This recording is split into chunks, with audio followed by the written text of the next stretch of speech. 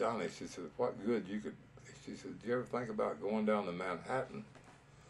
I said, no, not really. She said, oh, she said, you'd have anything you want once you got to Manhattan. And I said, well, who would give me these things? And she started naming all these mafia dealers. I didn't really know them too much then. She started naming them off. She says, the whole life is laying there for you. All you got to do is just go down there. And she says, I'll get you right into it.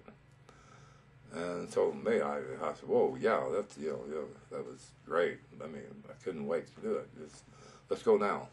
And so we took a taxi from Buffalo all the way to Manhattan. And I'll never forget that.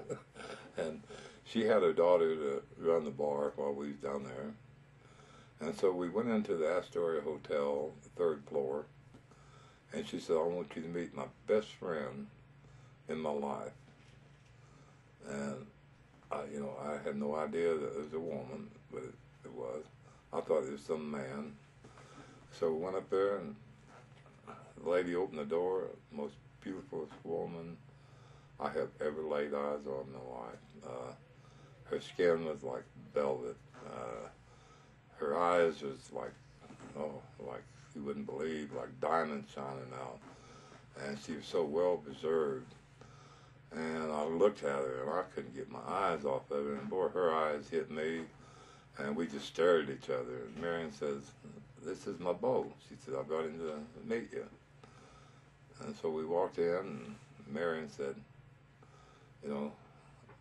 introduced us. She says her name is Virginia Hill. And I never heard of Virginia Hill. I never, I had no reason to hear about it. And so Virginia and her, they were just really having a ball. And Virginia was so delighted that Marion has met somebody like me, because both of them was, I say, the best killers that ever walked. Both of them was. Either one of them would kill for money in a minute. And so Virginia said, well, wait till you meet Frank. You'll love him, Johnny. And I said, well, when am I going to be able to meet him? And she says, tomorrow, about 11 o'clock, he's going to come up and we're going to visit.